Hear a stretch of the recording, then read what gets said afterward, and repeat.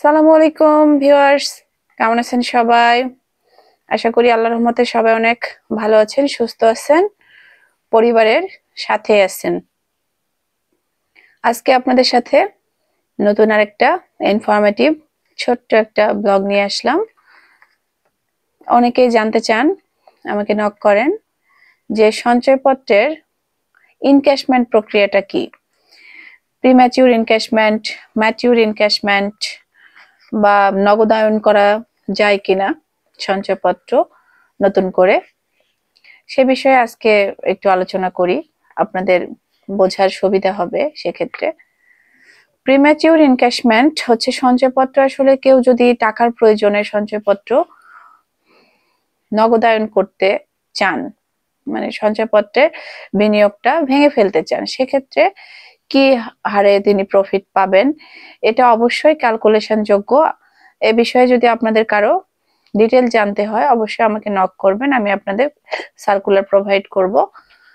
তো সঞ্চয়পত্র যদি প্রিম্যাচিউর ইনক্যাশমেন্ট করতে চান, সেক্ষেত্রে আপনাকে সংশ্লিষ্ট যে ব্যাংক শাখা বা যে অর্থলগ্নিকারী প্রতিষ্ঠানে আপনি সঞ্চয়পত্রটা ইস্যু করেছেন সেই অফিস প্রধান বরাবর আপনাদের অবশ্যই আবেদন করতে হবে। আবেদন করার পর তারা সঞ্চয়পত্রটা ভাঙার প্রসিডিউর সম্পন্ন করলে 3 কর্মদিবসের মধ্যে আপনাদের অ্যাকাউন্টে সঞ্চয়পত্রের টাকাটা চলে আসবে।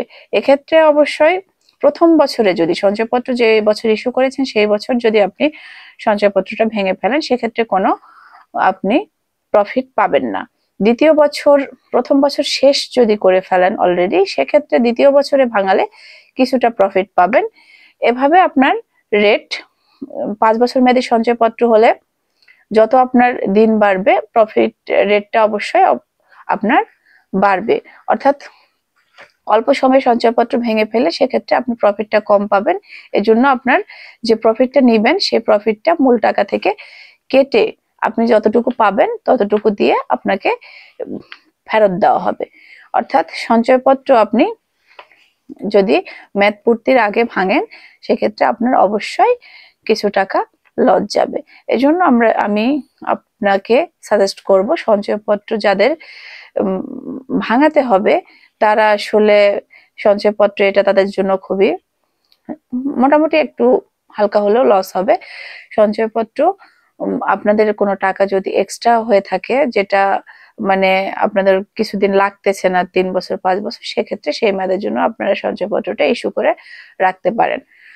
এই হচ্ছে সঞ্চয়পত্র প্রিম্যাচিউর ইনক্যাশমেন্ট বা মেয়াদ পূর্তির পূর্বে নগদায়ন করলে কি হবে। সঞ্চয়পত্র মেয়াদ পূর্তির পূর্বে নগদায়নের আগে এক রেট ছিল, এখন এক রেট। প্রথম বছরান্তে আগে গ্রাহকরা কম পেত, এখন হচ্ছে নতুন যারা করবেন 1 জানুয়ারির পর তাদের ক্ষেত্রে রেটটা, প্রফিট রেটটাও যেহেতু বেশি, সঞ্চয়পত্র ভাঙানোর ক্ষেত্রে প্রথম বছরান্তে, দ্বিতীয় বছরান্তে, তৃতীয় বছরান্তেও তারা একটু রেটটা বেশি পাবেন। আর ম্যাচিউর ইনক্যাশমেন্ট অনেক সঞ্চয় পত্র ইস্যু অফিস অটো করে দেন, আবার অনেকে অ্যাপ্লিকেশন নিয়ে করে দেন। সেক্ষেত্রে আপনার অবশ্যই লক্ষ্য রাখতে হবে সঞ্চয়পত্রের মেয়াদ পূর্ণ হচ্ছে কবে। আপনাদের সার্টিফিকেটে নির্দিষ্ট জায়গায় লেখা আছে সঞ্চয়পত্রের রেজিস্ট্রেশন নাম্বারটা যেখানে লেখা আছে তার নিচে লেখা থাকে সঞ্চয়পত্রের মেয়াদ পূর্তির তারিখ। তো মেয়াদ পূর্তির তারিখটা আপনাকে মনে রাখতে হবে বা সালটা মনে রাখতে হবে। মনে রাখার স্বার্থে আপনাকে অবশ্যই নিজের যেহেতু টাকাটা মনে রেখে আপনাকে ওই মেয়াদের পূর্বেই সংশ্লিষ্ট ইস্যু অফিসে যোগাযোগ করে এটা ম্যাচিউর ইনক্যাশমেন্ট করে নিতে হবে। যদি আবেদন চায় আবেদন দিতে হবে, না হলে অটো যদি করে দেয় তারপরে তাদের সাথে যোগাযোগ করে নিতে হবে। আর সঞ্চয়পত্র নগদায়ন, হ্যাঁ, সঞ্চয়পত্র নগদায়নের আগে কোনো সিস্টেম ছিল না।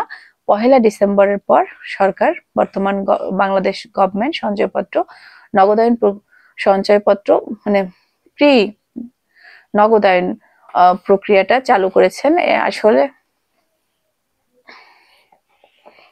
প্রি নগদায়নের সঞ্চয়পত্র অটো রিনিউ প্রক্রিয়াটা চালু করছেন। তো আপনারা চাইলে সঞ্চয়পত্র আবার নতুন করে না করে আগের সঞ্চয়পত্রটা অটো রিনিউ করতে পারবেন। সেটা ডিসেম্বর থেকে চালু হয়েছে, বর্তমানে চালু আছে। আপনারা যেই শাখায় ইস্যু করছেন, যে অফিসে ইস্যু করছেন, সেখানে গিয়ে জাস্ট একটা আবেদন আর কিছু কাগজপত্র সরবরাহ করলে ওনারা আপনাদের অটো রিনিউ করে দিবেন। সেক্ষেত্রে আর আপনার সঞ্চয়পত্রটা অবশ্যই মেয়াদ পূর্ণ হওয়ার আগে যোগাযোগ করতে হবে এবং যোগাযোগ করে সঞ্চয়পত্রটা অটো রিনিউ প্রক্রিয়াটা অন করে নিতে হবে। অন করে নিলে আপনাদের নতুন করে সঞ্চয়পত্রটা করার প্রয়োজন পড়বে না। এটা একটা খুবই ভালো সুযোগ। আপনার যেদিন আপনার রিনিউ হবে সঞ্চয়পত্রটা রিনিউ করে রাখলে যেদিন আপনার সঞ্চয়পত্র ম্যাচিউর হবে সেই ডেট থেকে কাউন্ট হবে নতুন সঞ্চয়পত্র প্রক্রিয়া। সেক্ষেত্রে আপনি যদি 5 বছর মেয়াদী সঞ্চয়পত্র করেন, সেই 5 বছর মেয়াদী সঞ্চয়পত্র আবার নতুন করে ওই দিন থেকে ইস্যু হবে। হ্যাঁ, এক্ষেত্রে একটা অসুবিধা, আপনি যদি চান যে আপনার পরিবার সঞ্চয়পত্র আছে আবার নতুন করে 3 মাস অন্তর সঞ্চয়পত্র করতে চান, সেটা আপনি এই অটো রিনিউ প্রক্রিয়ায় করতে পারবেন না। এক্ষেত্রে শুধু যেই সঞ্চয়পত্র আছে ট্র্যাকিং নাম্বার ওটা থাকবে, আপনার সার্টিফিকেটে ওটা থাকবে, শুধু সঞ্চয়পত্রটা মানে আপনার মেয়াদটা বেড়ে গেল এরকম বিষয়টা। আর যদি আপনি একটা সঞ্চয়পত্র এক প্রকার সঞ্চয়পত্র ভেঙে অন্য প্রকার সঞ্চয়পত্র করতে চান, সেক্ষেত্রে অবশ্যই আপনার সঞ্চয়পত্র ম্যাচিউর এনক্যাশমেন্ট হয়ে টাকাটা আপনার অ্যাকাউন্টে আসার পর নতুন করে ইস্যু করতে হবে। এই হলো সঞ্চয়পত্রের বর্তমান অটো রিনিউ প্রক্রিয়া। আপনারা চাইলেই যে কোনো শাখায় যোগাযোগ করে, যে কোনো ব্যাংক হোক বা সঞ্চয় ব্যুরো হোক বা ডাকঘর হোক, যেখানে আপনি সঞ্চয়পত্রটা ইস্যু করছেন সেখানে গিয়ে আপনার সঞ্চয়পত্র pre mature encashment, mature encashment বা অটো রিনিউ প্রক্রিয়াটা কমপ্লিট করতে পারেন। ধন্যবাদ সকলকে। আশা করি পাশে থাকবেন।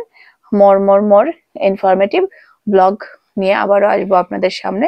ধন্যবাদ সকলকে। আল্লাহ হাফেজ।